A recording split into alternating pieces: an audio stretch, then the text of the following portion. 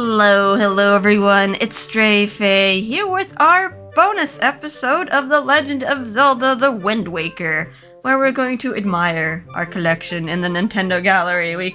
We collected all the figurines, but we didn't really take a good look at them. We just kind of vaguely perused all the figurines, but we didn't check out their descriptions, so I'm gonna do it here in this bonus episode. So we just collected the last figurine. Karlov has left after making the Link figurine with the King of Red Lions. So, let's see, what room do I want to go in first? How about we go maybe on order of characters that we met?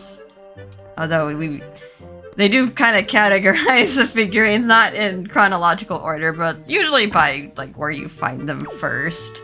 Alright, so we have the outset room. The people that we met at the beginning of the game, our hometown. Let's check our first figurine. We got Crab. Yes, birthplace unknown. Talent is crab walking. Okay. This isn't exactly a denizen of exclusively Outset. We find them on other islands, typically with like sandy beaches.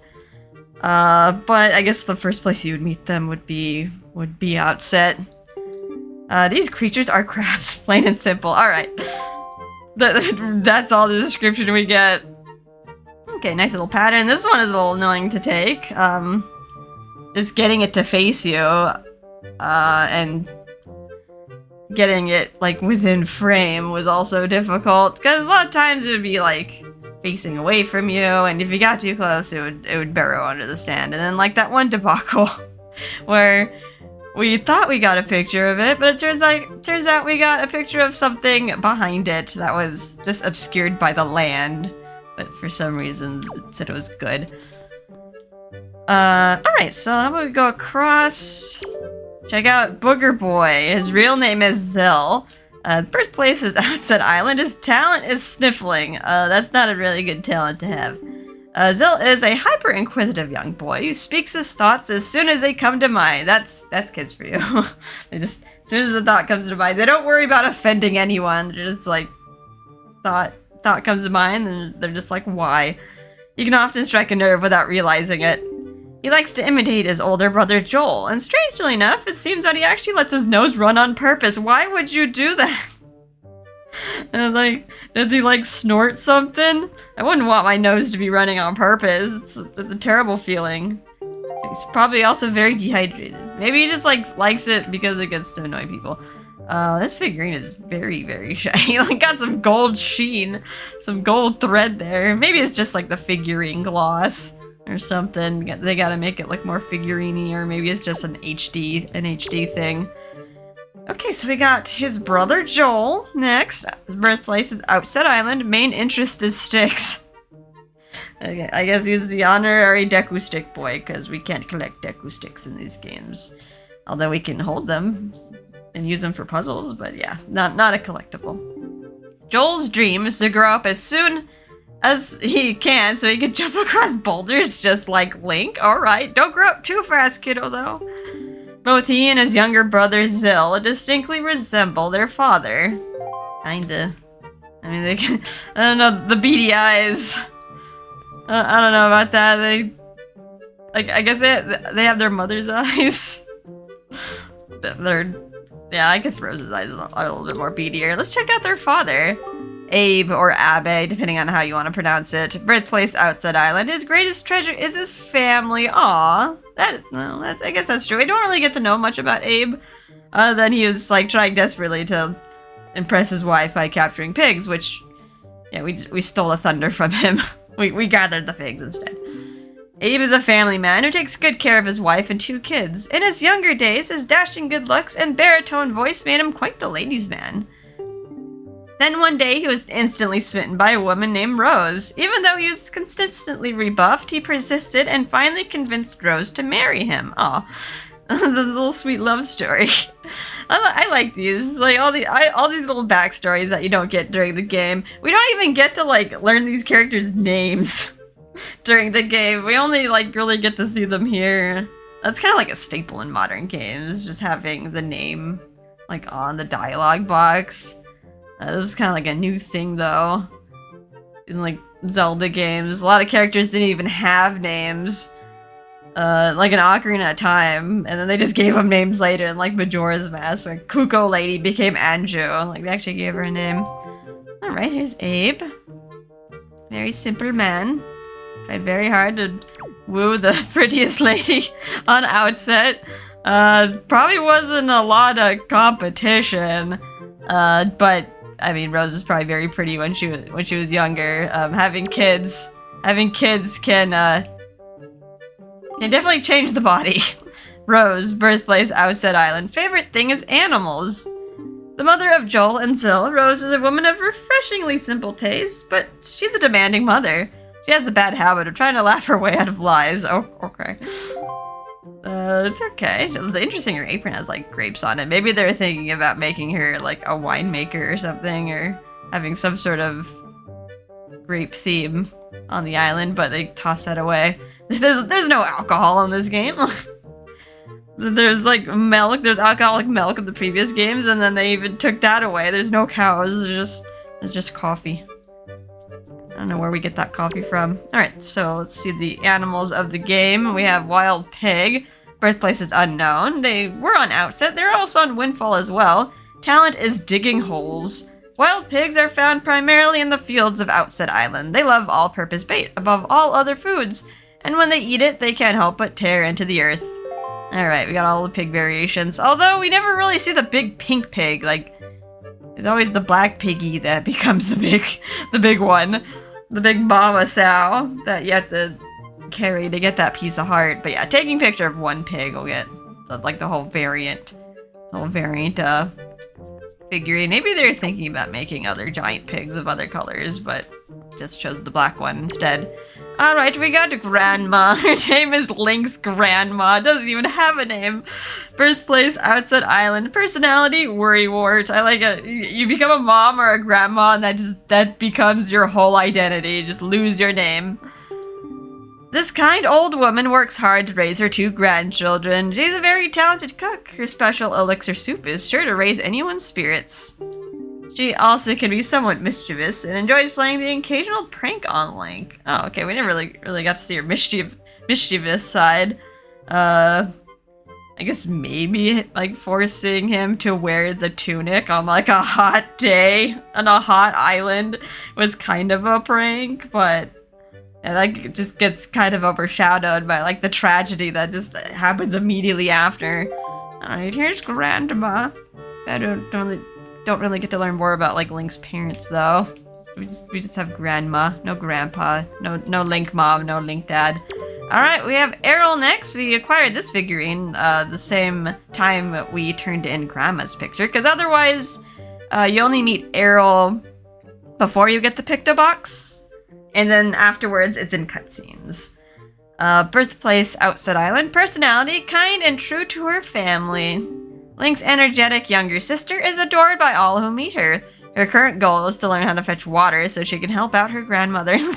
She's learning from Sue Belle how to carry jars on her head. They mentioned that before. Her most treasured belonging is a telescope bearing a drawing of a seagull. That's some nice art. Almost look like stickers, how kids would decorate stuff with stickers. And yeah, we get her little flower dress. She did change her dress in like the final cutscene. They had her in a little pirate outfit.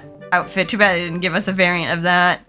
Alright, there's our sister. And we got seagulls. These things are literally all over the place. Birthplace unknown. Talent is flying. If they didn't, they'd be a bad seagull, I guess. They'd be lunch. Seagulls soar freely over the Great Sea. They love hoi pears above all other foods, and eating them simply steals their hearts and control of them. Yeah, that's just the functionality of the seagull.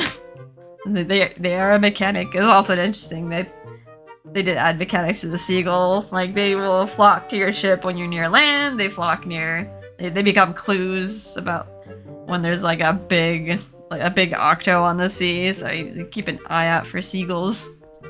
Alright, we got the young lady of the island, Sue Belle. Birthplace, Windfall Island. Personality is serious. Sue Belle was born and raised on Windfall, but she became concerned for the health of her grandfather Sturgeon, so she decided to move to live with him on Outset Island. Okay, I think she has friends with Linda, another lady on Windfall Island. They even like shared dress ideas. Morning, noon, and night, she fills vases with water and carries them on her head from the well to their house. Strangely enough, she actually enjoys the task. Yeah, gathering water without a pipeline. Like that was a major chore. We don't have to do that nowadays. All right, showing off her pot lifting skills, and then Link just goes around breaking them. A very pretty young lady. That's like concerning about like marriage.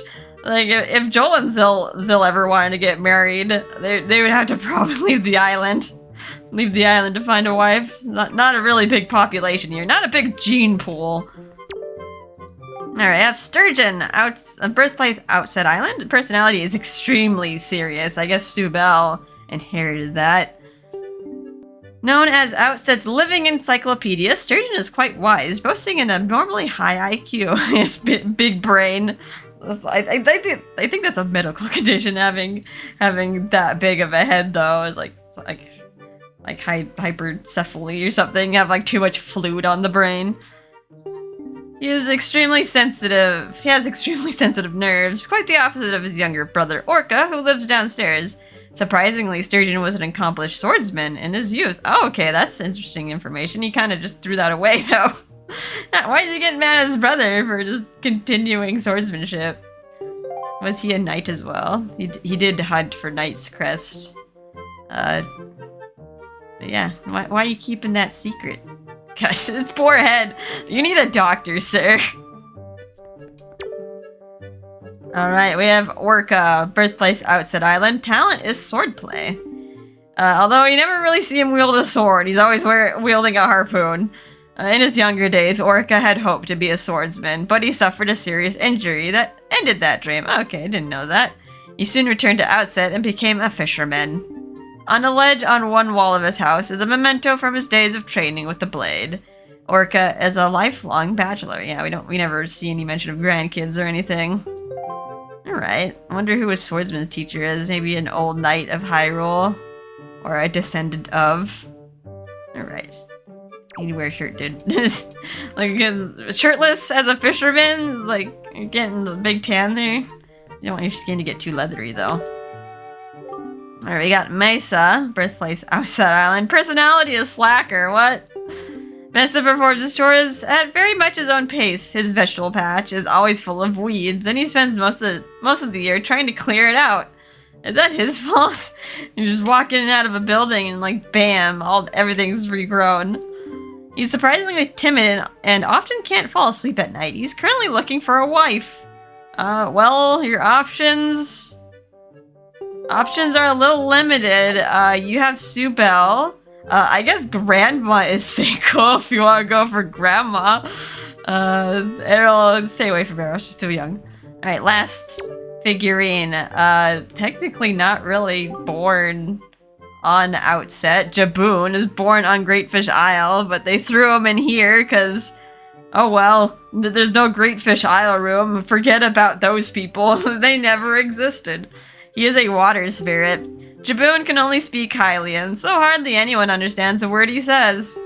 That's it. That's all the description we get. We do get a lot of history of him, though. He's a recurring character. Although in this game, instead of looking like some sort of whale, weird fish thing, he's an anglerfish, which I guess would imply... Aren't, like, anglerfish?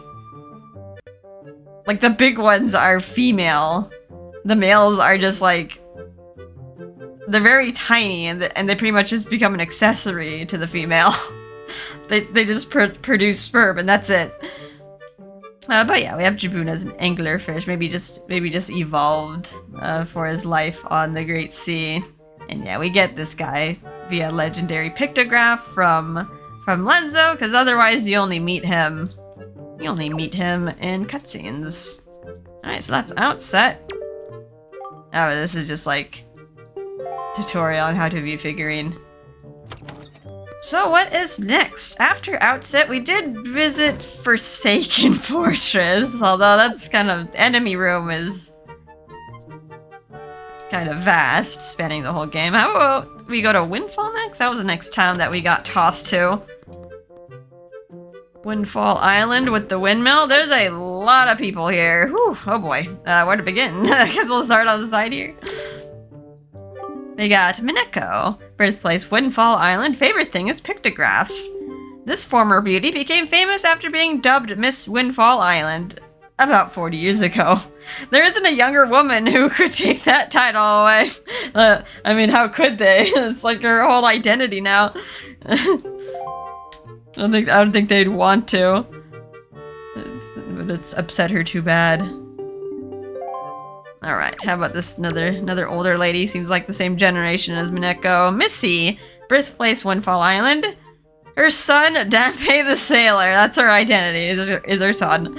She's just an ordinary elderly woman. We don't really get to see much of her. Like, Dampa is her son.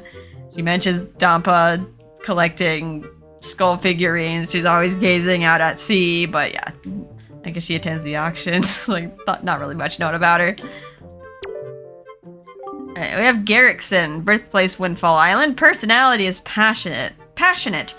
That's right, he had a crush on someone. He was like sending them unwanted letters, although we never really got to hear the conclusion of that. Lenzo just said he would make him stop, but old Garrickson was still mailing letters.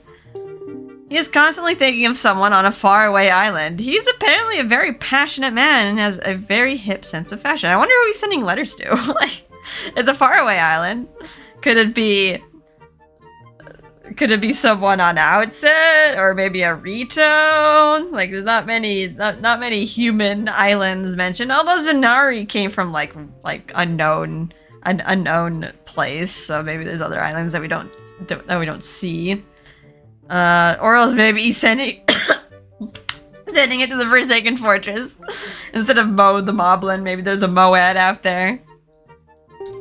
Yeah, he's a very hip sense of fashion. Is it because he's wearing like overalls and like kind of looks like Mario, even has like a mustache and everything? Maybe that's a nod to that. Let's check the other side over here. Anton, birthplace Windfall Island. His favorite activity is kickboxing. Okay, with those legs.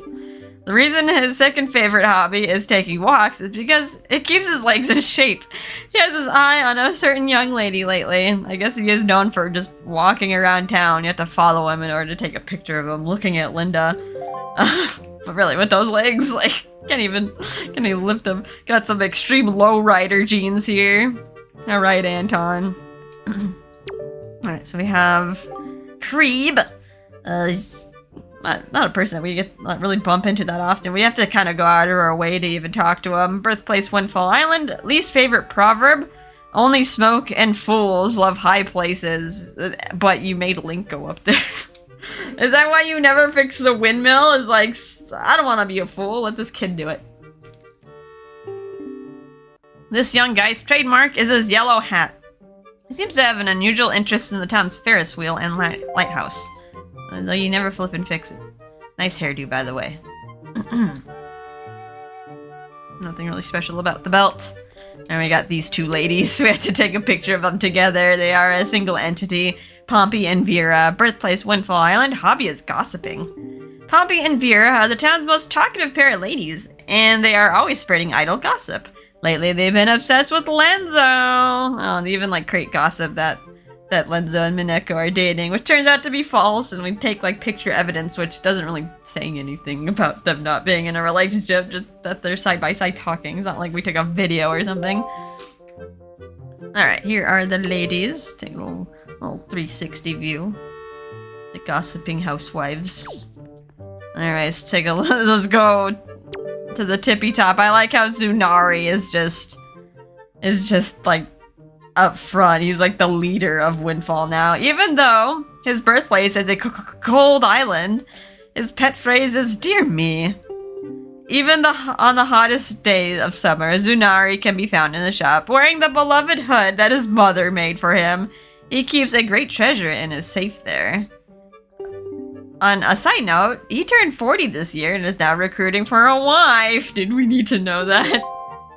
All these eligible bachelors looking for love, and like he had to show his little hairstyle during the auction where he has these little pigtails. Alright, looking to settle down. He's rich, ladies. He's a very wealthy man. Selling stuff out of his open air stall and the auctions. But yeah, you really need to ditch the hoodie. It's like you're probably sweating bullets under there. Gonna get some like sweat rash. Alright, I got Lenzo looking very unamused. The pictographer Lenzo. Birthplace is unknown, okay. Personality, hard to grasp. He's just looking at you and judging you. Lenzo is a famed pictographer, known to all. His mysterious personality is quite popular with the ladies in town. He's been places too, and like apparently he was an adventurer. Implied he probably did some legendary feats because he had some legendary pictographs of places he shouldn't even be allowed to go to. Like, how the heck did he get a picture of the King of Hyrule? You'd have to complete the Trial of the Gods to do that, but he somehow got one. Alright, there he is. Judging Link. Link, you pleb! Took you that long to do the Trial of the Gods? Alright, next we have Tot. He looks like a little Elvis dancer. Birthplace is Windfall Island. His talent is dancing. This young fellow dreams of becoming a professional dancer. He dances before a strange stone monument day and night, which oddly looks like a gravestone. Dancing on someone's grave. This smooth dancer may still be practicing, but he's also recruiting for a partner, another bachelor. All these people looking for love. You know, make a blind dating game for these guys. He has a little rainbow on his back. Alright, big old zipper. Wonder if that's like a Hylian rune for something. Alrighty. Let's go behind here. Oh boy, we got the killer bees. We have to get them all together just to get the picture. Windfall's gang of boys, the killer bees. Birthplace, Windfall Island. Main objective, raising trouble. This small gang of 4 calls itself the Killer Bees. Starting from left, the members are the leader Ivan, a very talented and reliable leader. Leave all tree climbing to him. Jin the Fox, Ivan's quick-witted advisor. His riot insults can be hard to take. This is all like kid imagining stuff. Jan the Blue Hair uses his innocent looks to avert trouble. He's a Killer Bees thug. I thought Jan was like supposedly a girl. And then we got the pig-nosed June Roberto. Secretly aims to be the next gang leader. He's raised in a bourgeoisie family and has developed into a terrible little tyrant. We didn't really get to see his rich parents. We only really got to see one rich family. We didn't get to see any of these parents, actually. When these 4 are together, they fear absolutely nothing. Sorry, my voice is all groggy now. I need to drink more water. Yeah, the kids forming a gang, like, they really frowned upon that, like, when I was in school. Even, like, any mention of a gang that you gotta, like, get talking to. I mean, kids always form cliques, though. I guess, like, they just called the gang to be cool. Alright, let's go to the next one. The joyful teacher, Mrs. Marie, birthplace Windfall Island. This year's lucky number is 20. I guess because every time we give her 20 joy pendants, she gives us a reward. This year marks the 20th year this splendid individual has worked as Windfall's school teacher. Her hobby is collecting joy pendants. Her goal in life is to raise unique and creative students. The most unique thing she's ever created is her own hairstyle. This must take a lot of time to do every morning. It's trying to look like a butterfly. Alright, Miss Marie, she's a very wealthy teacher, which seems like an unrealistic goal. Potova and Joanna, the little gossipers here. Birthplace Windfall Island, nicknamed the Little Tipsters. These 2 girls are talented at hitting on island rumors, seemingly without any tips or advice from others. Children can be really frightening sometimes. They hear things and they repeat things. they will repeat them. Alright, got these 2 girls kind of mirroring Pompey and Vera, how they just kind of stick together and gossip. Although they didn't really, like, say that much gossip. We paid them once and they really didn't give us anything new after that. Alright, we have Mila's father. No, it doesn't have a name, just Mila's father. He has 2 variants. First, he's rich, and then he became poor. If you took a picture of him at the beginning of the game, you'd only have his first variant, and then as we progress, it'd actually add the next variant later. His favorite thing is money. His hobbies was once collecting expensive vases, but unfortunately, they were the kind of vase one wants to break as soon as one catches sight of them. Hey, I was pretty good about not breaking them, unless you told me to get a rupee or something. Those who did were forced to compensate him for his loss and were said to regret it afterwards. I mean, I never had to overpay him. I always seem to, like, break even during his dang minigame. But yeah, I wouldn't say his favorite thing is money. He gave it all away to save his daughter, Mila. Right, but although he didn't want to help Mila to work after the fact. Alright, so we got Mila. Birthplace Windfall Island. Her personality is harsh. This poor girl was filthy rich until she got rescued from her prison in the Forsaken Fortress. Now that her family has fallen on hard times, she works for the shop on Windfall Island to help ease their hardships. So yeah, she has 2 variants. You'll unlock both variants at once, because you only see Rich Lady Mila during a cutscene, and then you can only take a picture after you rescue her, and goes from fancy dress to rags. Yeah, poor Mila. Yeah, she became really responsible though, like trying her best to earn money for her family, for her father. Alright, get to see all these crystals in her hair too. Very gaudy style. Although Maggie also went kind of gaudy in like another direction. Got Maggie, Birthplace Windfall Island. Favorite thing, love and romance. Maggie was dirt poor before being kidnapped and held captive in the Forsaken Fortress. She's quite popular with all the boys, but she prefers wild boys over all the others. Is she? Her father became very protective of her. Maybe the boys were just after her for her money, like after she became rich. But yeah, none of the other kids really mention her. Kind of sad. Lately, she has taken to writing poems and will soon be publishing one entitled "A Woman's Heart is Blue." Okay, I didn't think she would go the novel route. This is romantic writing light novels. Alright. I love her, you can tell she's wearing makeup now. She's trying to whiten up her face. And the bunny ears are a little bit much. Alright, next we have Maggie's father. Birthplace Windfall Island. Personality, not particularly good. Even when he was poor, he just wanted to use his daughter to beg for money. And then later on he became rich, and then he just got a bad attitude. Surprisingly, Maggie's father is quite confident that he is the epitome of fashion. It would probably be more accurate to say that the clothes he wears are distinct. He also somehow got hair. Got a wig. He seems to especially like vintage clothes and jewelry. He's living it up with his rich life. Yeah, certainly being poor and becoming rich afterwards didn't make him humble. Let's go next row, expanding row. We got the sailors here. We got Gummy the Sailor.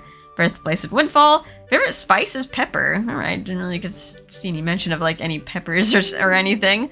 I guess Windfall would be a trade hub, so that's where you'd find all sorts of spices. No one knows where he gets his spending money from, but this nifty sailor spends night after night unwinding at the auction. He's always mad when we win this stuff. Although, I guess treasure charts would be useful for a sailor, though.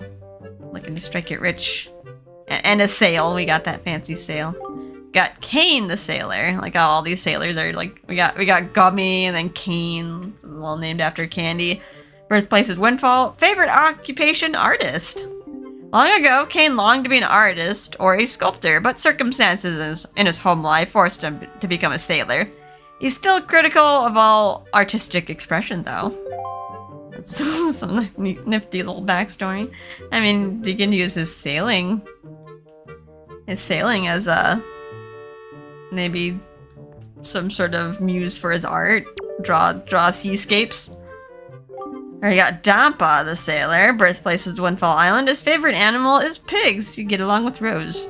Dampa recently got some pet pigs, and now that they're all he can think about, he really confirms the old adage about pets and their owners. Are they implying that he's similar to the pigs? I mean, he does like skull necklaces, and those come off moblins, and those are also very pig-like. Maybe he would also like to see Ganon's pig form as well. He's like, that's a big pig. Alright, next guy. Very tough-looking guy named Candy the Sailor. Birthplace Windfall. Good at cooking crepes. Okay. At first glance, Candy looks a little intimidating, but he's actually extremely kind and quite knowledgeable. He's always happy to share his knowledge, too. He's energetic and sort of a scamp for a, what? Oh, he's only 17. I was like, what? You don't look 17. It's like Otome Isekai logic, where it's like, oh, here's this, like, big, burly man, like, barely came of age. Like, why are you so big? He's, like, even balding. He's like, what? Like, I guess he has a stressful life, maybe. Alright, we got Linda. Kind of surprising that she's over here and not next to Anton. Birthplace, Windfall Island. Best friend is Sue Bell of Outset. Lately, her childhood friend, the delicate Kamo, has become smitten with her, but she apparently is completely oblivious to his feelings. Oh, is there a love triangle going on? Is that why Kamo's, like, super emo and looking at the moon? Okay. Didn't know about that. That's got some unrequited feelings there. Kamo, birthplace, Windfall Island. Years with no girlfriend, 18. Okay. Let's not make it a counting up thing. Especially when you're like a baby. You can't expect to have a girlfriend at day one here. Even the romantic Kamo loves to gaze at the night sky. He and his dear friend Linda were once classmates at Mrs. Marie's school. I guess she has been teaching for 20 years. Yeah. A lot of eligible bachelors in this game. Not a lot of eligible bachelorettes. We got the Potion Master, Doc Van Dam. Birthplace, Windfall Island. Favorite food is chew jelly. Okay, you're just slurping up that goo. Alright. Doc Van Dam spends his days researching choo-choos in his potion shop. He visits Paw Print Island now and then to collect the chew jelly he uses to make potions. Yeah, he does mention often that, like, oh, this isn't a variant that I saw in Paw Print. I like to think maybe, like, he breeds them there on purpose. He considers himself a potion artist, and like an artist, he's quite whimsical. Yeah.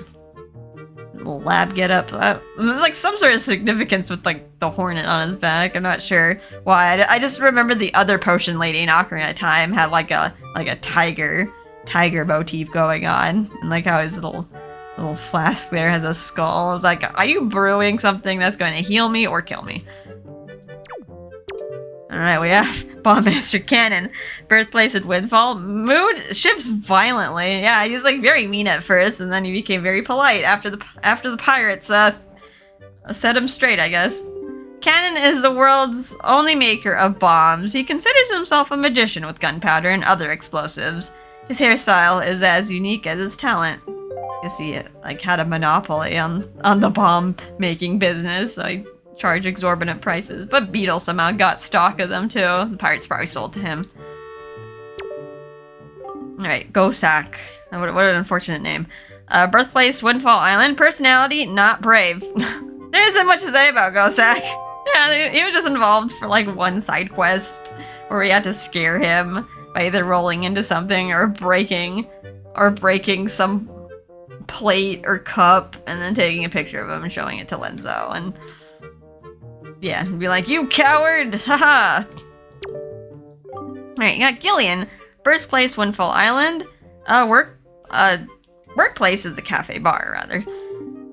Gillian manages the cafe in place of her now ill father. It seems she once had a boyfriend, but that info is top secret. I wonder who she dated. I think a lot of people like to theorize that she probably dated the fish man of all the people, like all the eligible bachelors of Windfall, and she goes out with the fish.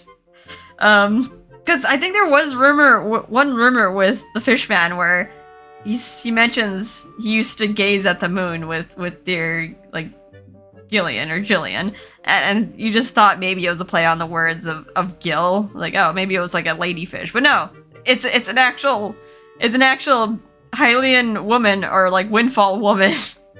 that runs the cafe. Yeah, imply that she hangs out with the fish man, or I don't know if she knows of his existence. The fish man did say they just gaze at the moon together. Sam, birthplace, Windfall Island, favorite spot, the sea view bench. He thinks that a little composure is the utmost importance in life. Sam's a card-carrying member of the Joyous Volunteer Association. I mean, composure is good to have. You don't want to fly off the handle at everything, or else, like, no one takes you seriously after that. Alright, yeah, he was involved in a side quest where you have to buy things, buy stuff from Zunari. Gave more money to Zunari's pockets. Alright, so there's Windfall. A lot of individuals there. Alright, what's next? After Windfall, I think we visited Dragon Roost after that. Let's go to the Dragon Roost room. A lot of these figurines are a little agonizing to get, because a lot of these guys were limited time only, like Kogoli, Birthplace Dragon Roost Island. He always seems to be worrying about the state of the island, but no one has ever seen him working to improve it. Yeah, I mean, everyone else just seemed to do their jobs, like delivering mail. Like, no one was, like, especially heroic, except for maybe, like, Prince Kamali and Quill. Notable guys who went out of their way to go into danger. And Medley. But yeah, he's somehow infamous just because he disappears after you take Medley to the Earth Temple. He does have some dialogue where he mentions, like, Medley is, like, over there, like, practicing her harp. And then maybe they just, like, forgot to put him back in after that. Like, once they displaced him. Kind of curious if maybe he might be hidden somewhere else. Maybe, like, if someone perused the game files, they can find him that way. But, yeah, otherwise, he is a missable figurine if you don't get him early enough. That's why we took a picture of him first thing we could. Alright, we got Pashley. Birthplace Dragon Roost Island. Personality is gentle. For reasons unknown, Pashley's always busy. And he just walks around with his clipboard. Like, I mean, he's just making work for himself. I mean, I guess he has to fill out his hours, right? Like, if you work too fast, then they just give you more work. I just gotta take it slow. Alright. Like all the Rito, they kind of look a little similar, but they did, like, even though they have, like, white hair and tan skin, they did make them unique with different hairstyles. They made them a lot more colorful in Breath of the Wild. Alright, we got Sket and Akut. Birthplace Dragon Roost Island. Occupation, the Chieftain Guards. Sket and Akut are said to be the #1 and #2 Ritos when it comes to talent and strength, which is why they are the Chieftain's Guards. The reason they get along so well is because they are childhood friends. Their style of speech can be considered somewhat antiquated, so they aren't related. They just like to copy each other. Like, they grew so close that now they look alike. Alright. I mean, even their eyebrows look the same. You can't really... Like, I would say they're, like, from the same egg or something. Like, they look like twins. You even have to take pictures of them together. Alright, so now we have Kaboli. Looks very much like the Running Man in Ocarina of Time, or the Postman in Majora's Mask. Birthplace, Dragon Roost Island. His occupation is the mail sorter. Kaboli is the 3rd generation in a family of postmen, but rumor has it that an ancestor of his in an age gone by was also a postman.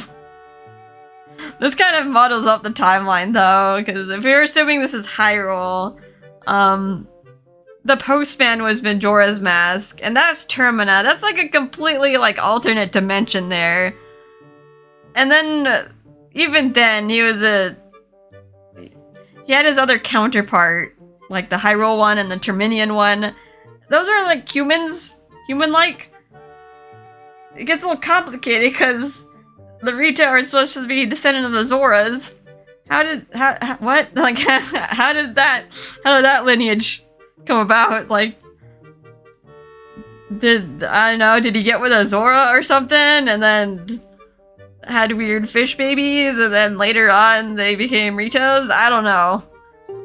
Maybe they just didn't think about that too hard. Yeah, his little delivery bag on his little fanny pack. But yeah, probably don't have to think about it too hard. Alright, got Baito, birthplace unknown. Yeah, he's not a Rito. He's just some guy looking for a job. Personality is earnest. Baito is very earnest when it comes to mastering a job. He often misses his mother and gets homesick, which can be quite hard on him. He wants to be like Link. He wants to be the ultimate mail sorter. Also, like, yes, some interesting tattoos. Kind of maybe looks like a Sheikah eye. Got his little mail that he's trying to sort. He has a bag that has a snail on it. Is it implying that he's slow at sorting mail? Alright, got another guard, Hoskit. Sporting some sort of staff stick thing. Hook? I don't know. Birthplace is Dragonroost Island. His biggest worry is getting a present for his girlfriend. That's right, he wanted the 20 gold feathers. He looks quite easygoing, but he's always thinking of his girlfriend. He values his friends tremendously. He's a nice fellow. Just an upstanding guy trying to please his girlfriend. Alright, we got notable man, Quill. We couldn't take a picture of him during the story because, again, he only pops up on outset at the beginning before we had the camera, and then afterward it was in cutscenes, so you unlock him by taking a picture of the chieftain. They give you this as an extra. Birthplace, Dragonroost Island. Personality, dutiful. Passionate. Quill has courage, if nothing else. He is admired by his fellow Rito, and the chieftain places great trust in him. Yeah, for being a postman, he kind of inserted himself a lot in the story. Like, just helping Link out, giving advice, talking back to the pirates, saving him from Ganondorf. Let's see. I'll do the middle guys. Let's go over here. We got some magical guys here. Valoo, birthplace Dragonroost Island. He is a sky spirit. He looks a lot... No, not really looks like. His name is very familiar to Volvagia from Death Mountain in Ocarina of Time, which is implied that Dragonroost is Death Mountain. Although its design does not look like Volvagia, because Volvagia was more of a fiery serpent dragon, and I mean, he's still red, but he's kind of a goofy looking dragon now. Valoo has lived on Dragonroost Island and protected the Rito since long, long ago. He has a habit of speaking only Hylian, which only his attendant Medley grasps. Yeah, same as Jaboon, they only know Hylian. I think they might be able to learn other languages. I mean, the Great Deku knows both Hylian and, like, the modern day language of the game.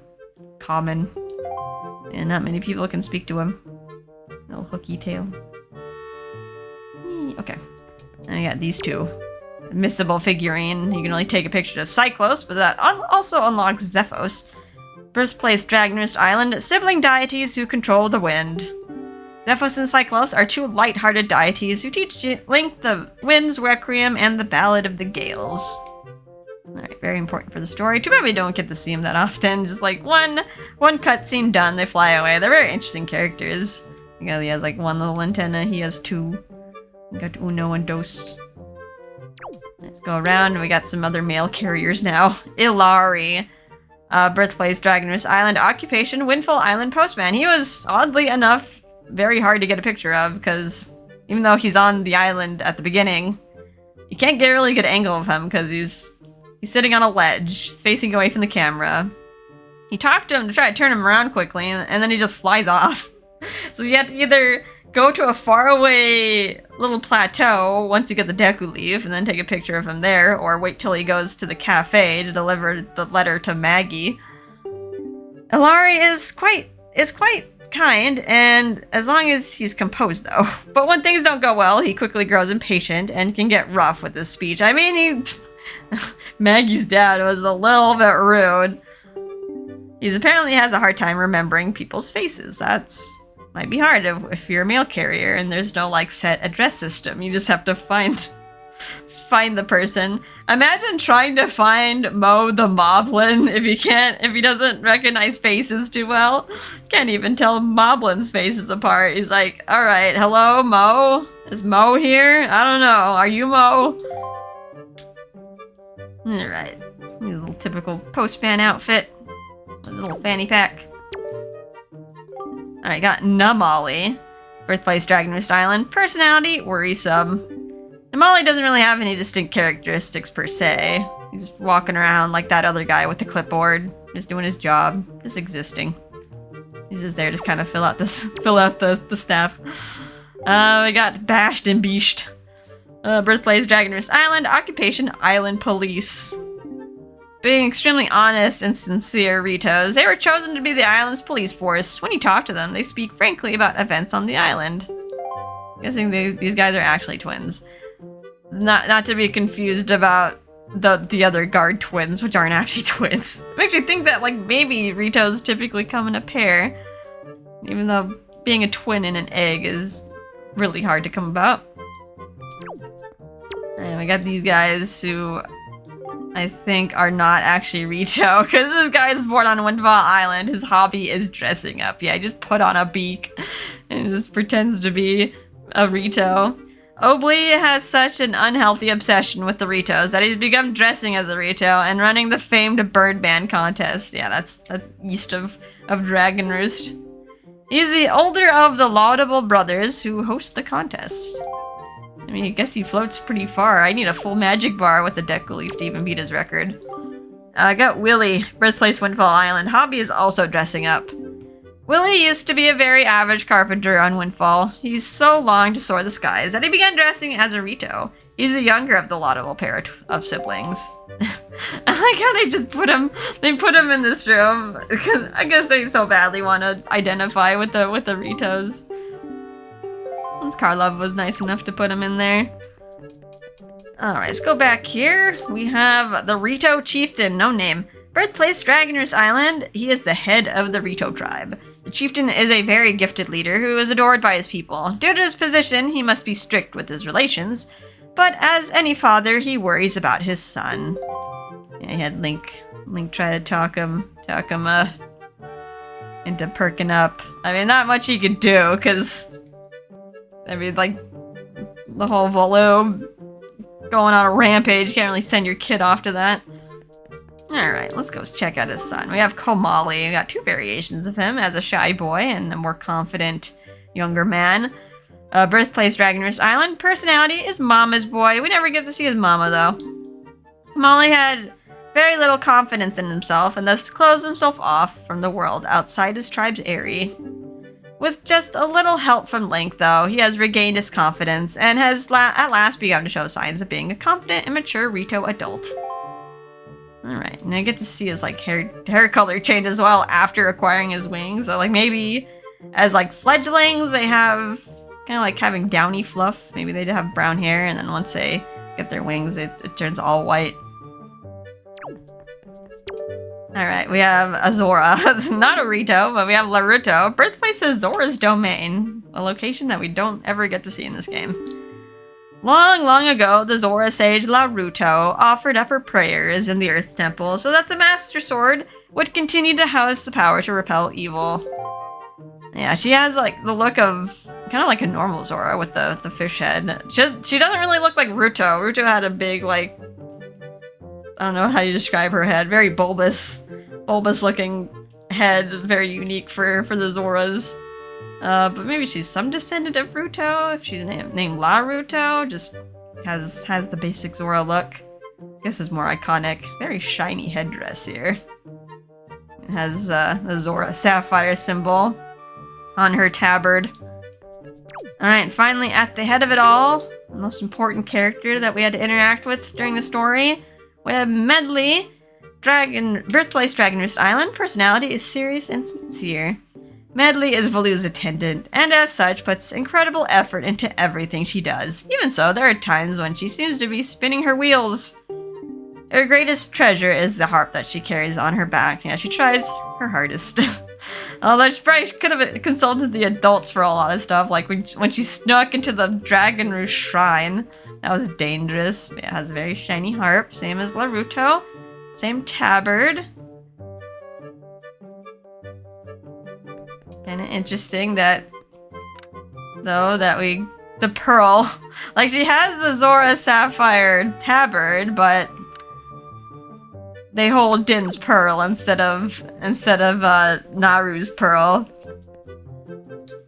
Kind of like, I think they just stole the homeland of the Gorons.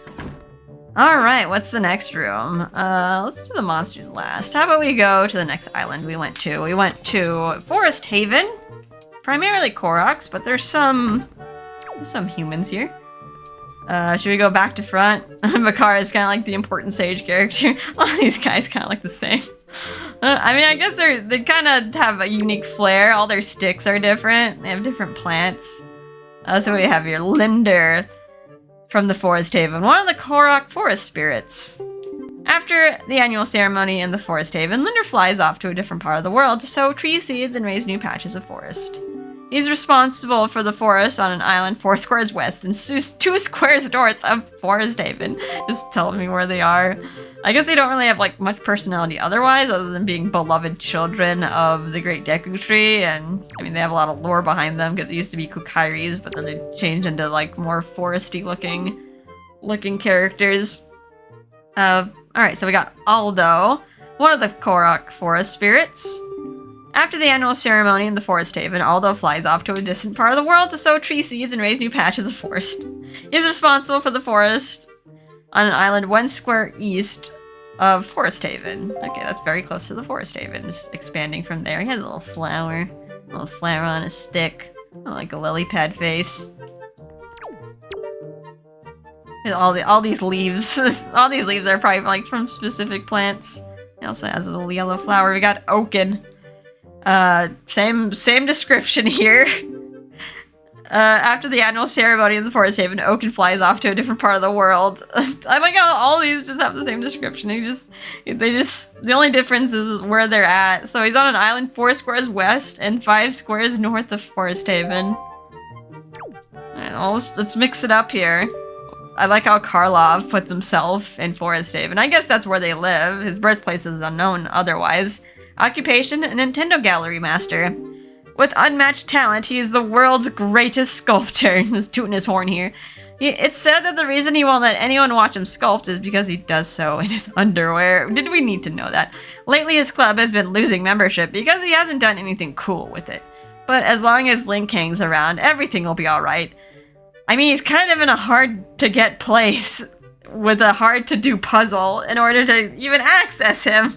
Kind of wonder how he gets all these materials for this sculpting as well. He just does it for free.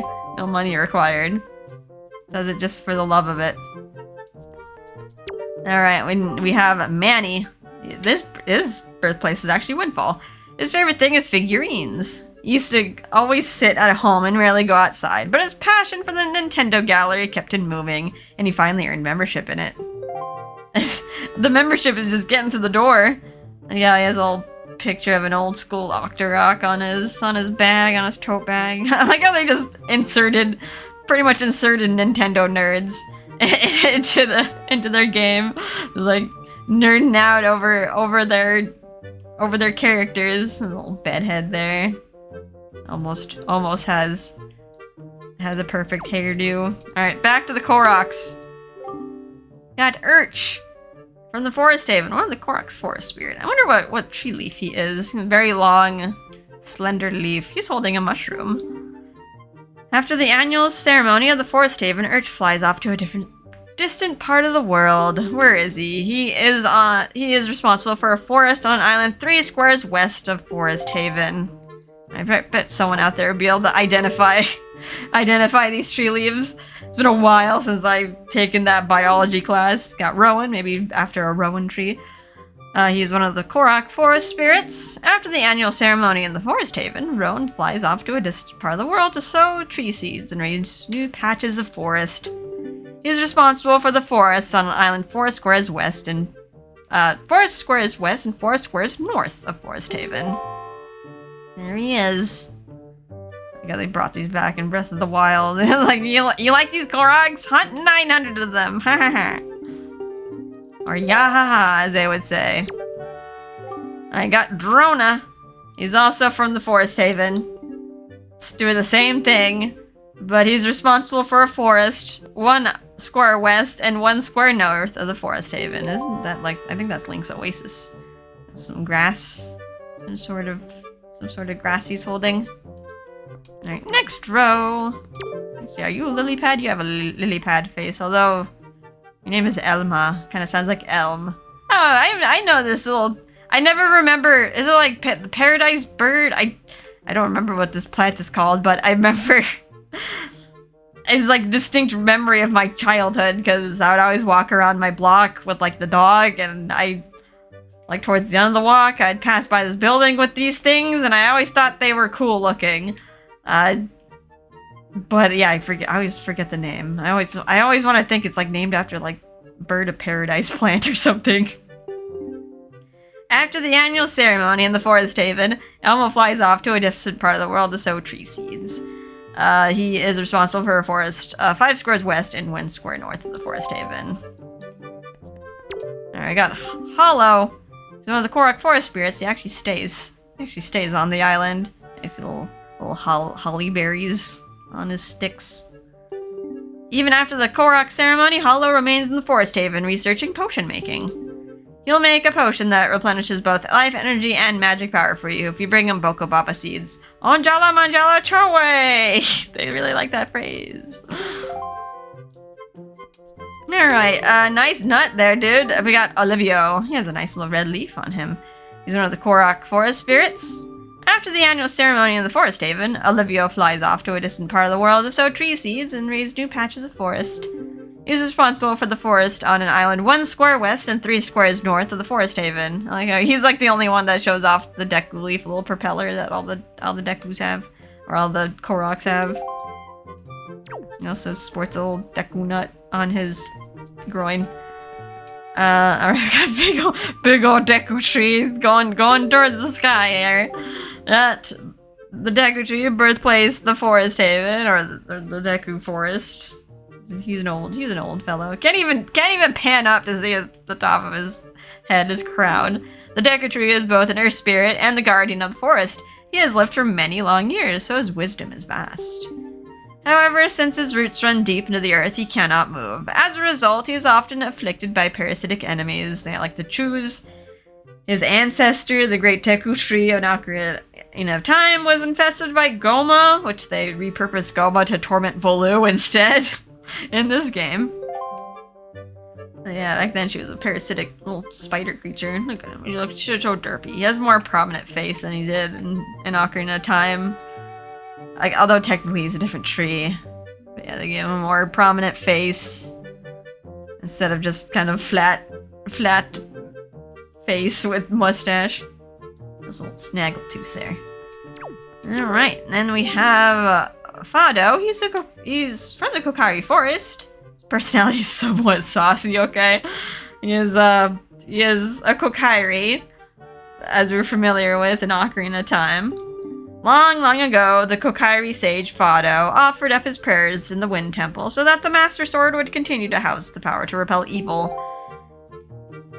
Alright, I like how his name was like Fado, which was like another NPC in Ocarina of Time, but Fado was like an unused sage.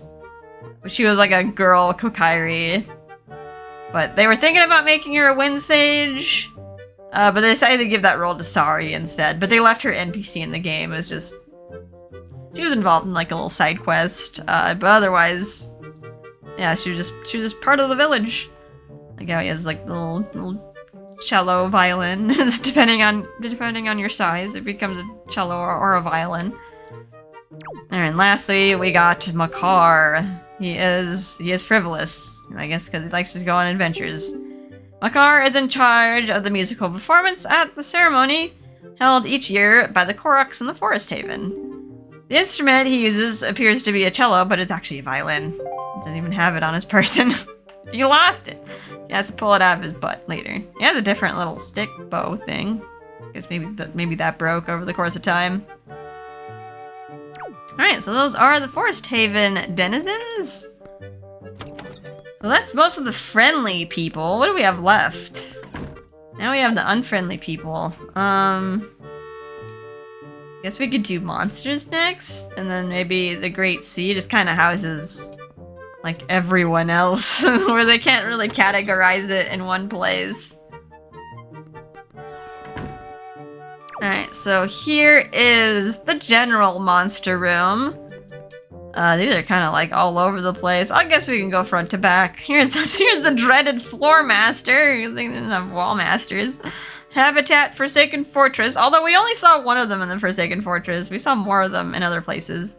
Personality, surprisingly lonely. Oh, he just tries to kidnap people because he's lonely. Alright, are we supposed to feel bad? These creatures use their long hands to grab their victims, which they then yank into another room. They occasionally grab nearby vases and throw them, or try to kidnap the people you're trying to escort, like Medley or Makar. These things are terrifying, especially because you have to get close to them to like even attack them and dispatch them. Got Magtail. We fight them first on Dragoner's Cavern. Weakness is water, although the grapple hook also does the job. These creatures are covered in hard exoskeleton that not even the searing heat of lava can penetrate. Their eyes are their only weakness. Otherwise, they have some tough bodies to be able to survive the lava. Although I think their eyeballs survive. Magtails can be picked up and carried around when they're rolled up into a defensive position. They're like roly-polies, but with pinchers. They also kind of look like baby gomas, because like baby goma or goma looks like more like a scorpion in this game, rather than like a spider. Got red bubbles and blue bubbles. Habitat, Tower of the Gods, and all the other dungeons in the future after that. Stronger form is the blue bubble. You just had to take a picture of one, and you get both variants. The cursed blue flames of the blue bubble steal the power away from all your attacks. Bubbles can be easily blown away by the Deku Leaf. Oh, it even tells you here that use a Deku Leaf. I like totally forgot. I can blow away the gas using that. I was like, I have to use special arrow. Shoot them, shoot her! Alright, we got the Bokoblin. A very common enemy. Habitat's Forsaken Fortress. Spoils are joy pendants. I don't know how they get these things. Also, they have many colorations and variants. You just need to take a picture of one. He sculpts all of them for you.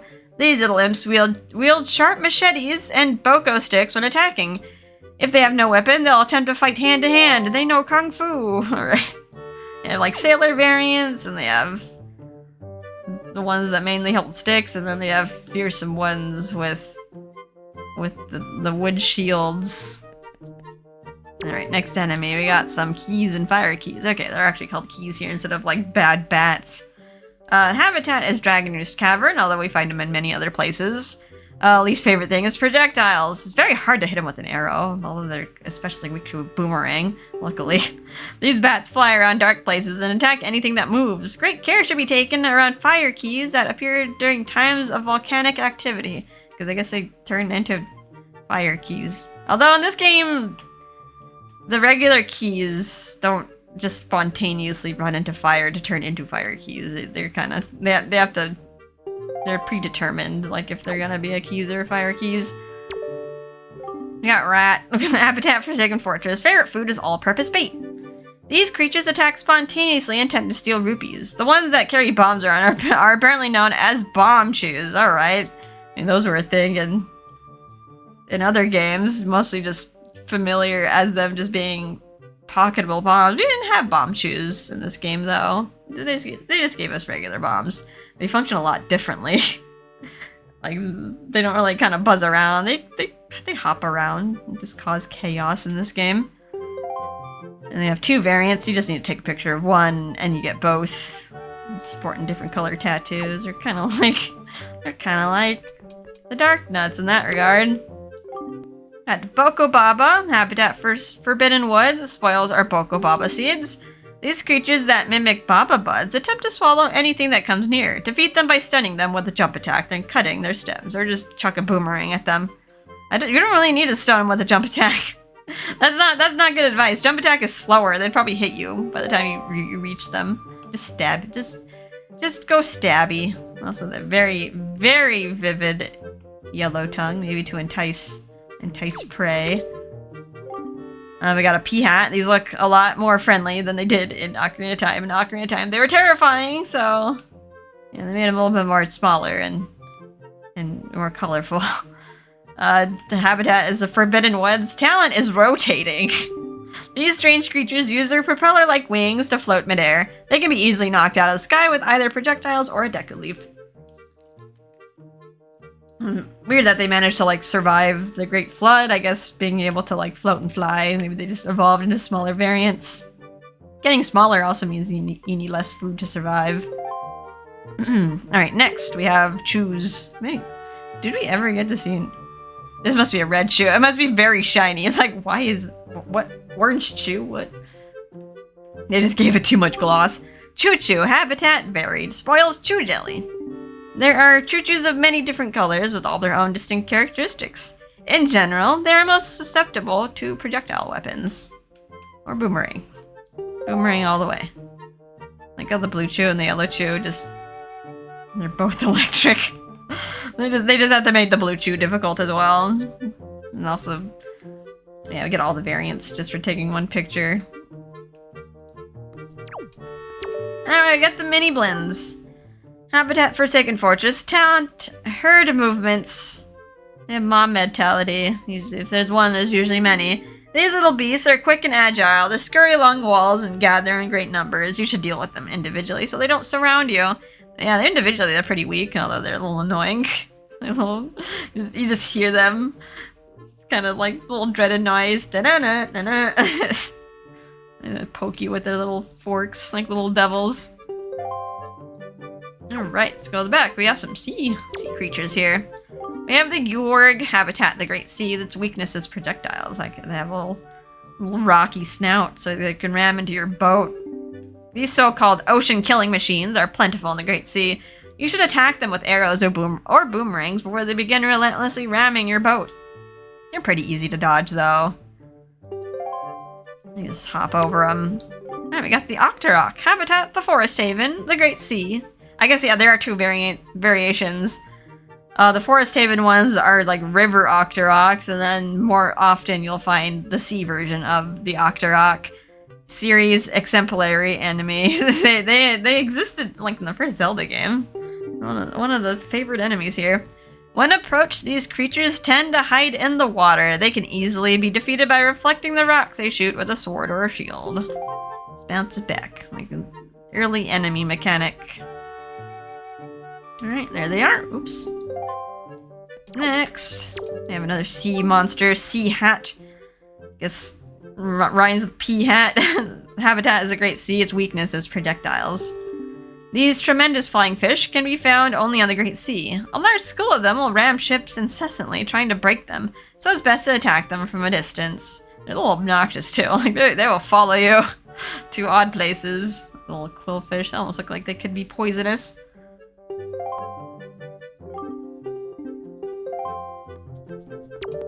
Alright, then we have the Kargarok. Habitat, dragon roost, spoils, or golden feathers. Also, Piats also drop golden feathers. These fierce and dangerous opponents often carry bokoblins and moblins into battle. You can use your grappling hook to steal their golden feathers. Yeah, they have little fancy tails. A little annoying cry as well if you hear it. You're like, oh no. But they're not too hard to defeat. Looking at these guys though. Redeads are horrifying. Somehow made it worse from Ocarina of Time. Habitat is the Earth Temple. Least favorite thing is the Mirror Shield. Yes, they don't like the light. Although the light doesn't dispatch them, only stuns them temporarily. They do look like the Sheikah monks, though, in later games. Kind of imply that the Sheikah monks are redeads. Only they can talk. These undead creatures live only in the darkest depths of the earth. Their icy cold gazes paralyze their victims with fear, try to attack them from behind. But yeah. Terrible enemy to just frighten children with.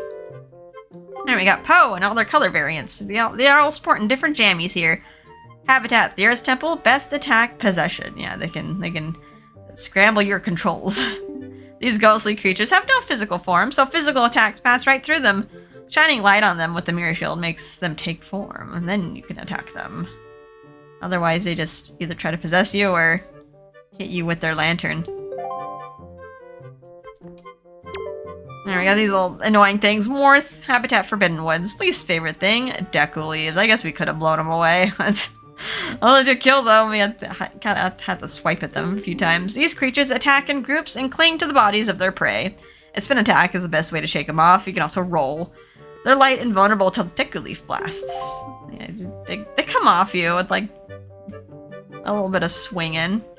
But yeah, very annoying just to get rid of them completely, especially when the mini-boss is just pooping out more.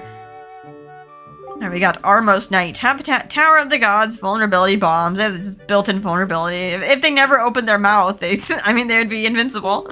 These auto-homing statues were created to deter intruders. To destroy them, you must toss bombs into their gaping mouth. That seems like a bad design. Their weak point. Armos. Habitat is Tower of the Gods, vulnerability, arrows. Although I just kind of swiped at the gem at the back. It's like trying to aim with your bow. A little difficult when they're running after you. These small statues shift into autopilot and attack prey. Shoot them in the eye with an arrow to silence them, and then destroy them by hacking their physical backs. Or their crystal backs. I guess we never really tried shooting them in the eye. I guess they combined the feature of like a Beamos with the Armos. I just let them run at me and then try to take a swipe. Alright, there is the main enemy room. Ooh, still got 2 rooms left, I think. Almost there, guys. Ooh, I'm running out of air in my lungs. Let's go into the Forsaken room.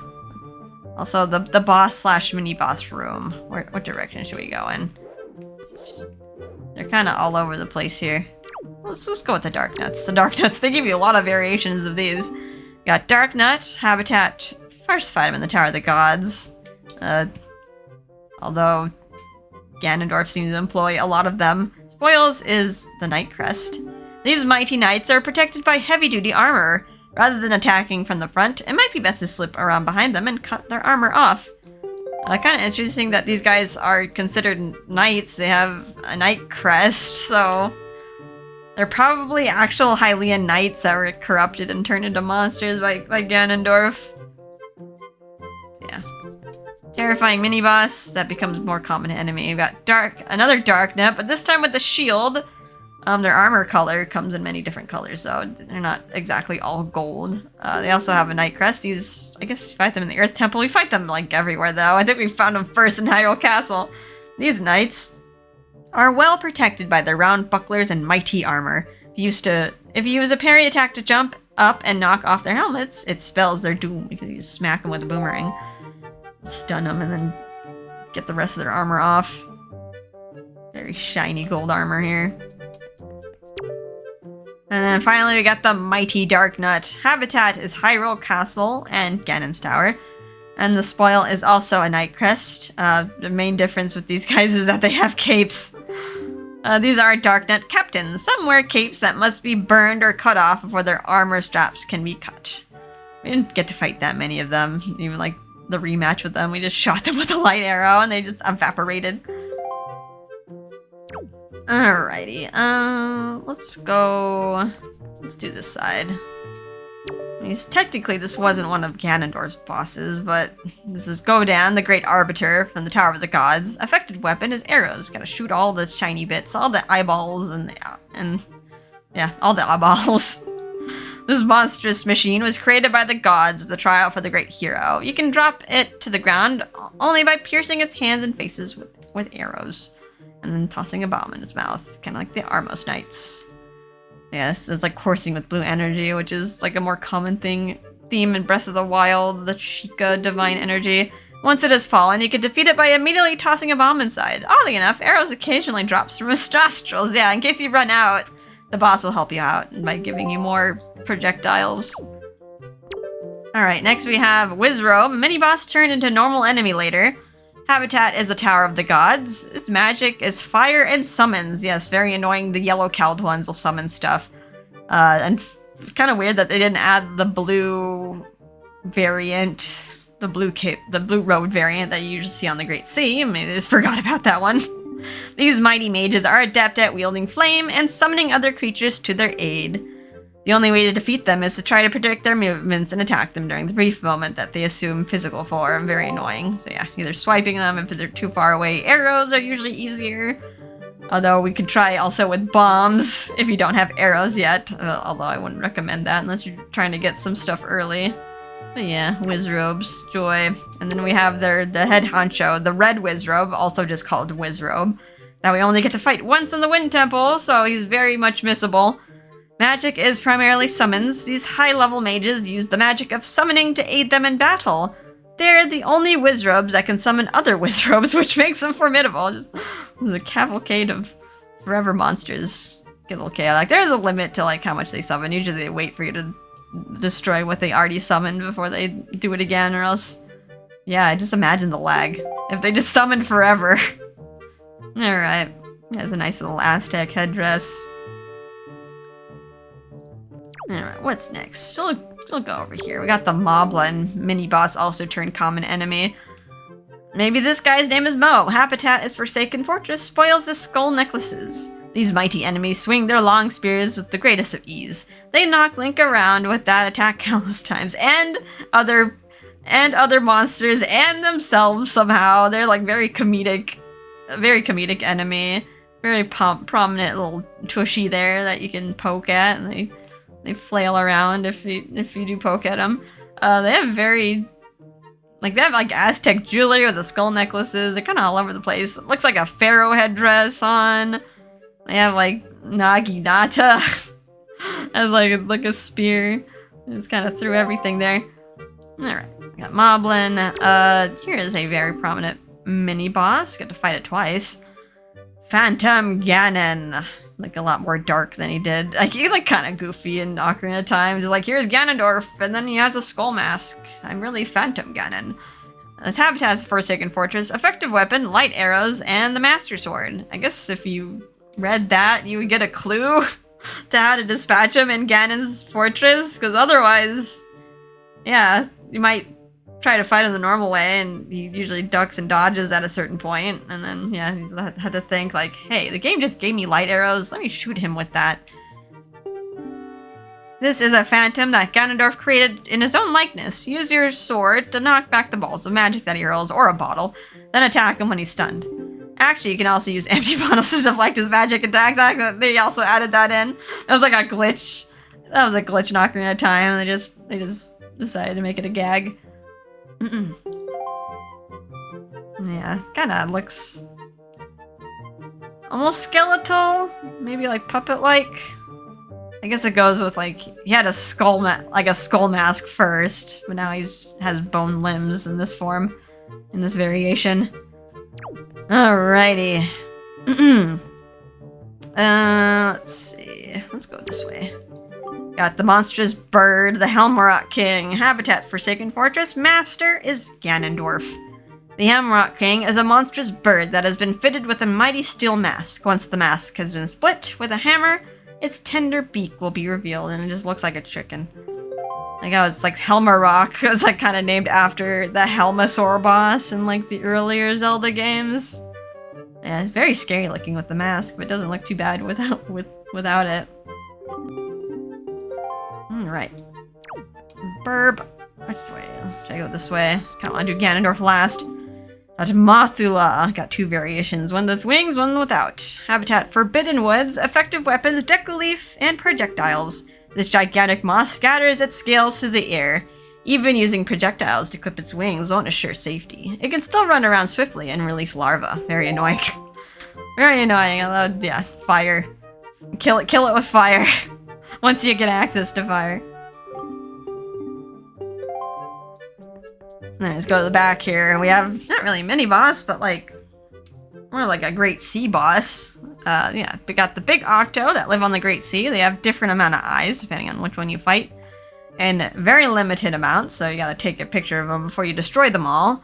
Effective weapon are projectiles. Easiest one is boomerang. I guess you can also use arrows or bombs. Boomerang is always easier though, because it has homing features. There are said to be 6 of these legendary giant squids in different reaches of the Great Sea. When ships pass by, they create tremendous currents to try to sink them. A terrifying whirlpool, a kraken appears. The only way to escape is to shoot all their weak spots, their eyes, with projectiles before being sucked in. Let's go to the first boss that we fight, Goma. Habitat Dragonurst Island. This thing moves around. Effective weapon is the grappling hook. This gigantic shelled insect inhabits areas of lava and magma.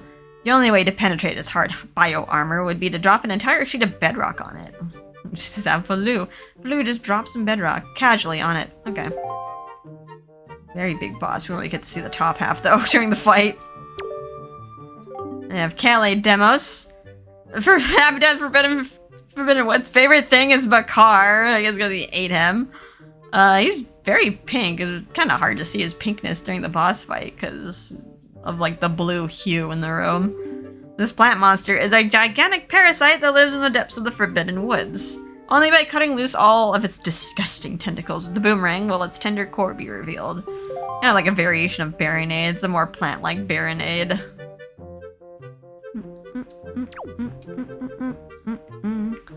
Alright, guess we'll do this guy, Mulgera, Protector of the Seal. Habitat is Wind Temple. Effective weapon is the hookshot. This evil guardian burrows deep into the sand. Use the hookshot to draw out his tender tongue and then slash at it with your blade. Alright, it wasn't too hard, although it did eat me a few times. They did bring this guy back a lot in future games as a more common enemy in the desert. Got Jalhala, Protector of the Seal. Makes it seem like they're protecting the Triforce seals. They're kind of just... It seemed like minions of Ganondorf, though. Maybe they were good once and then turned evil, though. Habitat, Earth Temple, Underlings, Pose. This gigantic ghost rules over all Pose. After reflecting light onto it with the mirror shield, you can lift it and throw it around. Like a Bowser fight. Alrighty, let's go to another mini-boss. Got the Stalfos. Habitat, Earth Temple, weakness is its head. These skeleton warriors attack by violently swinging their gigantic maces around. Even if they're shattered to pieces, they'll reform unless their heads are destroyed. Gotta break them apart. Preferably with bombs. Very shiny. Little shiny little tassels there. Alright. Next we have Puppet Ganon. One time boss here. Habitat is Ganon's castle. Effective weapon is a light arrow. This gigantic marionette, created by Ganon himself. It transforms into 3 different shapes, but they're all vulnerable to rays of light. Yeah, you gotta hit the little ball. Oh, the little ball in the end. Imagine you put the ball like in the middle where the armor is, you'd be invincible. Rather than shooting randomly at it, try to deduce where it can be easily targeted, then take advantage of your chance. Very hard when it says worm form, though. It's like the most agonizing form to get to stop. Alright, can't even see like the top strings, but the strings do, like all the way up to the ceiling. Alrighty, so that's everyone except the big man himself. Got Ganondorf, we can acquire him via legendary pictograph, although you can also take a picture of him in the final fight, oddly enough, and then save and then go back to the title screen if you wanted to get it a more organic way in the game. His base of operations is Ganon's castle. Effective weapon, light arrows, and the Master Sword. His weakness? The possessor of the Triforce of Power, Ganondorf controls many fell beasts. It's useless for Link to try to face him alone. He must look for an ally who can aid him in battle. Might give me advice here, Karlov. This little gems, little traditional Gerudo gem on his forehead. No, it's the Triforce actually glows there. The one at the top.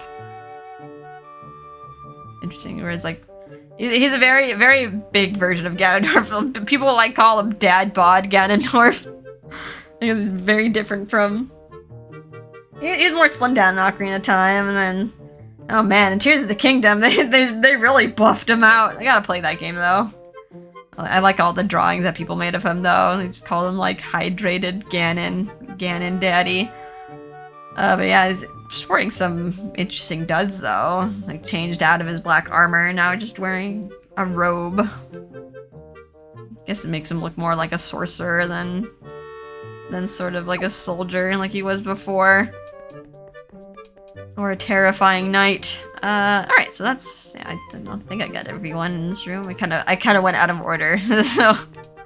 Yeah, that's everyone in this room, so I think we just have one final room. It's been going for quite a while. So yeah, we got boss room, Dragon Roost, Forest Haven there. Outset Windfall, and then lastly we have the Great Sea. This is like all the characters that don't really have a base of operations.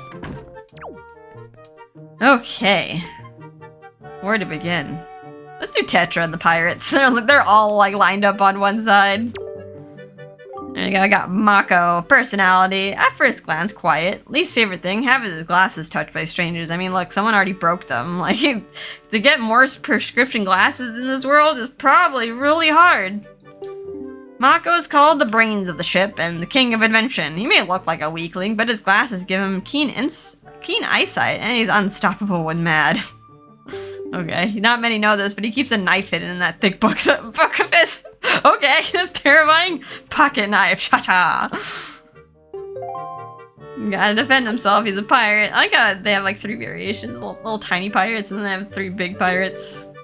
I got Nico. Personality is Mary. Least favorite thing, Gonzo's underwear. I guess he's a swab, he has to do all the underwear washing. Nico is the bottom rung on the pirate ladder, so he's responsible for all the odd jobs on the ship. He is quite childish and rarely thinks of the consequences of his actions. Even so, he shows signs of having what it takes to move up the pirate ladder. Like, does he ever move up though? Like, they don't really acquire new crew. He still has, someone has to do the job. Look at that tiny little knife. Looks like that's a letter opener there, dude. Like, he's already tiny himself. Alright, we have Zuko here. Personality is taciturn. Talent is spying. Spying, rather. He's on the lookout platform. Zuko is in charge of keeping watch. His sharp eyes can read the signs a mile off. But no one really understands what he says, so they rarely know what he sees. That's not very good for a lookout, man. He also has a very tiny knife. A telescope. Hey, he is a lookout. Alright, we got to Nudge. Personality, who knows? I mean, he's a little flamboyant. Talent is sewing. Nudge seems to understand Tetra best of all the pirates and often counsels her in her decision-making. He's actually stronger than Gonzo. Yeah, even though he's a little bit effeminate. He's strong, though. He's like kind of a pseudo-mother figure to Tetra. Alright, Senza. Personality, mild-mannered. Talent, talking, maybe? Don't know what to say about this guy. Senza is in charge of keeping the pirate ship in order. He is a mild-mannered speaker, but his persuasive skills are said to be unmatched. We don't really get to see him do anything. He shot us out of a catapult. Okay. Not much to say about him, I guess. Got Gonzo. Personality, short-tempered. Favorite thing, Miss Tetra. FBI, open up. Leader of Tetra's family of pirates. Gonzo seems to be quite strong, but he cries at a drop of a hat. Wonder how old he actually is. I mean, knowing this game, he could be like 13, and they just make him look all burly. But yeah, it's kind of weird he has a crush on Tetra, and Tetra's kind of implied to be very close in age to Link. Tetra, personality, elusive. Tetra seems bossy and strong-willed, but she's actually quite kind.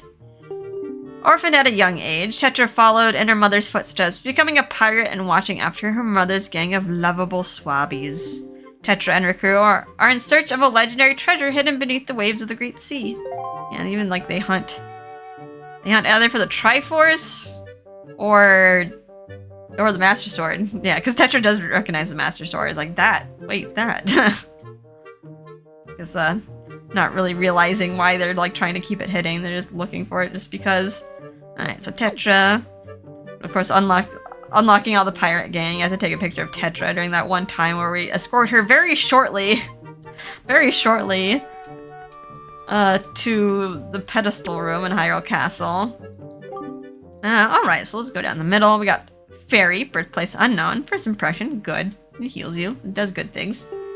Fairies are the most reliable of creatures. When their master's life energy has been depleted, they immediately come to his or her aid. They can be carried in bottles, although they're quite sad about it.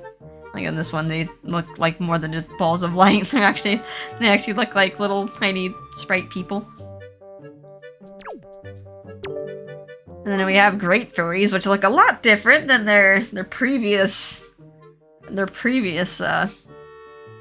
alterations of them in past games.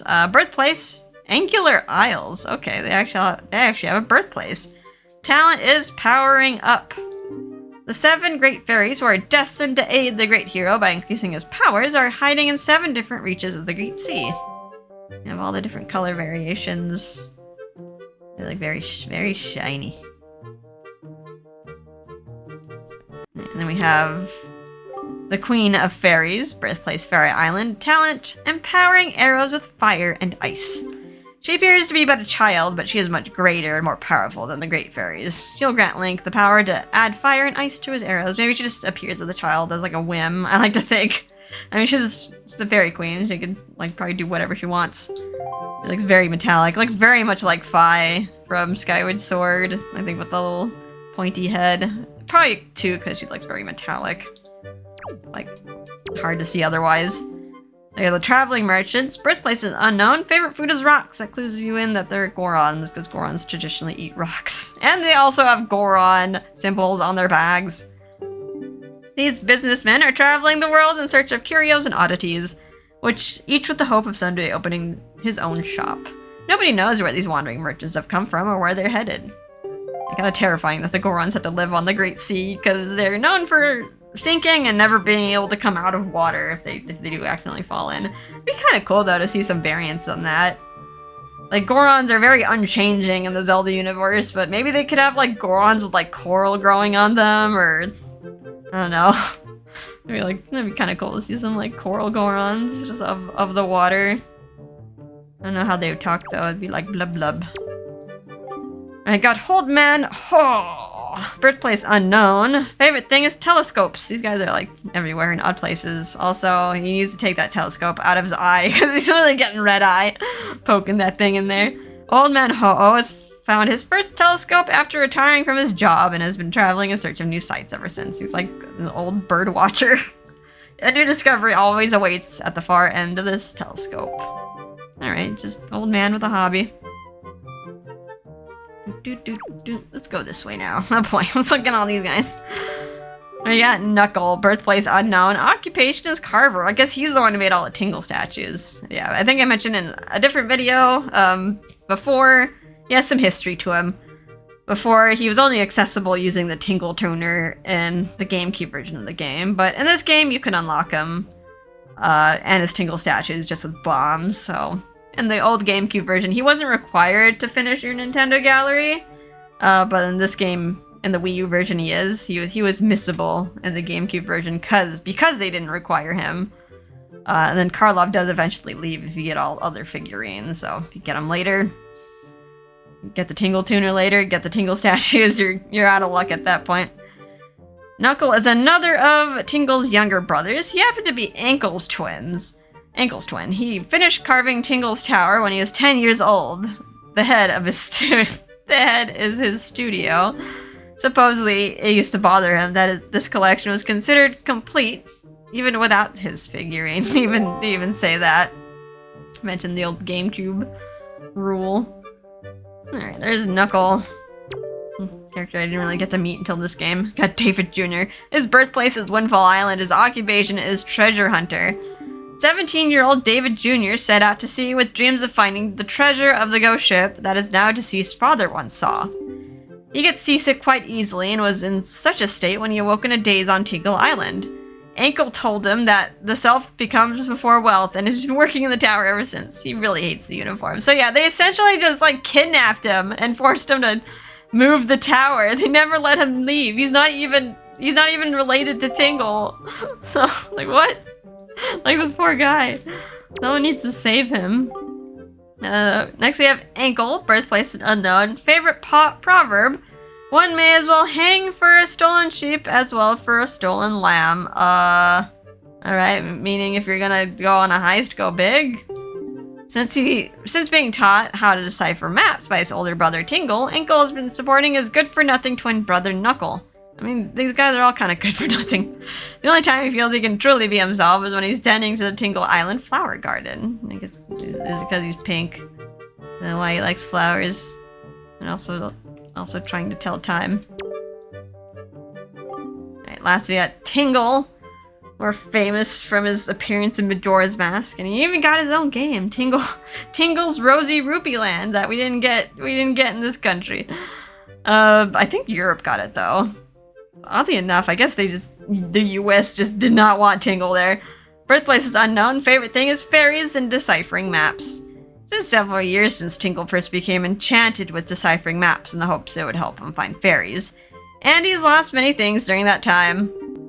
He's raised funds to begin his search for fairies, hoping to embark sometime in his 30s, while the lust of his life is still upon him. At the age of 35, the pressure is on. And this is like a man who never quite grew up. Oh, he has like a snake on his back. Wonder what the significance of that is, because Doc Van Damme had a bee on his back. Neat. Alright, next we got Beetle, birthplace unknown. He just kind of pops up everywhere. Favorite thing is bugs, especially beetles. We don't really get to find beetles here. I guess there's one on his crotch. A businessman by nature, Beetle's sales pitch is unmatched. He hopes to open a chain of trading posts where people can buy, sell, or trade anything. He's gonna compete with Zunari. And I like how he has his helmet back there with his like other shopship variant that sold the special items. Next we have Loot the Sailor. His birthplace is on Windfall Island. You can find him on Windfall Island at night, but I guess he's technically a Great Sea denizen, because during the day you find him on the boating course. His only fear is the merman. Loot spends his day working far from home at the boating course. He takes his earnings straight to the cafe bar in Windfall to enjoy a relaxing beverage. I wonder how he gets there so fast. It's like opposite side of the world. Like, no way he can get there in half a day. Like, Cyclops must be helping him out. Big burly sailor man. Next we have Salvatore. Also lives on Windfall, but he's in the Great Sea because I guess he has another little mini game that he runs on a different island. His talent is drawing pictures. Yeah, he has all those portraits that he goofs around with. Long ago, Salvatore hoped to be a famous painter, but that dream didn't last long. He eventually returned to his hometown and came up with his current business plan. It's been a huge success, allowing him to purchase his own island, where he has opened up a second store, in what he hopes to become a huge chain, all just run by this guy. Like, how did he get there so fast? Yeah, I guess it's a very famous, annoying minigame. Squid sinking ships. He's now busy trying to think up that one idea that will spark his next big endeavor. It's like, you shoot squids, then you shoot barrels. What will we shoot next? Alright, next we have the Salvage Corp. Birthplace Angular Isles. That's interesting. The same place as the Great Fairy. Searching for sunken treasure. These young men found friendship through their common interest in searching for sunken treasure. Soon afterward, they formed the Salvage Corp. With their first haul of treasure, all they could afford to buy was their diving suits. Their Speedos, you mean? Where's the rest of the suit? I guess the helmet is also considered diving gear. Now they dream of finding that one huge haul that makes them all rich. Look for treasure and pearls. Something like Link made out better than these guys, though. And imagine they found the Triforce. like they could have, just randomly just scooping it out with a grapple hook. They're currently searching for the legendary treasure, sunken beneath the sea. I got it first, though. Good thing. I don't know what the world would be like if these guys got it first. Let's check out the Fishman first. Got the Fishman, birthplace the Great Sea, personality honorable, dutiful, and surly. Apparently these fish were aided long ago by the King of Red Lions, which is why they are now willing to offer Link valuable information. Unfortunately, much of their information is off the mark. Like when they say Triumph Forks instead of Triforce. For many long years, they have suffered from stiff necks, but none of them know how to cure it. I think they actually like it if you shoot them with arrows, I guess. Guess as a sort of acupuncture if you can shoot them. I think you do get. I think there is like a little Easter egg if you do manage to shoot them with arrows. A little acupuncture for their non-existent necks. But yeah, other than that, trying to shoot them with an arrow, I have a trouble just shooting them with my camera. It'd be so long to get this picture. Alright, let us go over here. Princess Zelda, variation of Tetra. Princess Zelda is the legitimate heir to the Hyrulean royal family. She's actually the pirate Tetra. That's all we get to say about her. I guess, yeah, she is Tetra, so, like, information about Tetra is information about her. And you get her as a extra with the King of Hyrule photograph, the legendary pictograph. Although you can take your picture of her during the final battle, and then save and exit to turn it in if you just want a picture of her. Okay. Let's do this guy. King of Hyrule. What was his name? Like Daphne Nohansen Hyrule. A long name. There's some other variations of him in different games, but they also have different names. They always seem to have the kingly beard, though. The King of Hyrule was unable to protect his kingdom from evil and left its fate up to the gods. The King of Red Lions is merely his disguise. His full name is one that is truly fit for royalty. Daphnis Nohansen Hyrule. Yeah, gotta get those long names. Very big man, he's got the same dad bod as Ganondorf. Yeah, I'm so sad that he didn't come with us. He was a captain. He was a captain that went down with his ship, or the king that went down with his kingdom. Alright, so we got, last but not least, we got Link and the King of Red Lions. We get this by getting all other figurines of the game, and then Karlov will make this for us. Birthplace is Outset Island. Favorite hand is left, because, yeah, in most of the Zelda games, they make Link left-handed, except in, like, the motion control ones. Like, Twilight Princess Wii and Skyward Sword. They make him right-handed, because typically most people are right-handed dominant. The hero of Wind, Link, uses the Wind Waker to control the wind and sail the seas on his mysterious boat, which is actually the King of Hyrule. Gasp. Surprisingly, he seems to have an unnatural interest in figurines, and at last completed his collection. He is now the master of the Nintendo Gallery. Whew. Alright. Yeah, like, you can't take a picture of yourself to, like, complete the gallery. You have to have Karlov give it to you. Not even a picture of the boat. You think maybe taking a picture of the King of Red Lions would be a requirement? Nope. Alright, so that's everybody. Whew, I am tired. That was a lot of people. A lot of NPCs. It was fun to collect, though. It wasn't too bad, like, once again, with the improved pictograph and the ability for the game to just tell you if the pictograph is good or not. Made this collectathon a much better breeze. And yeah, seeing all the figurines is neat. Being able to see little backstories and, like, actual names of the character is neat as well, because, like, before you really wouldn't get that much information about the NPCs. They just kind of existed for a side quest and that was it. But yeah, it gives them a little bit more life and backstory. Kind of wonder too if, like, people could possibly rip out the models out of the game. Someone probably entertained the idea of making, like, a figurine collection, a real-life figurine collection for the Nintendo Gallery. That would be an endeavor. It'd be super convenient if you could just, like, 3D print them, though, with, like, a file. But I don't think they had that file type back then. Can't just convert it that way.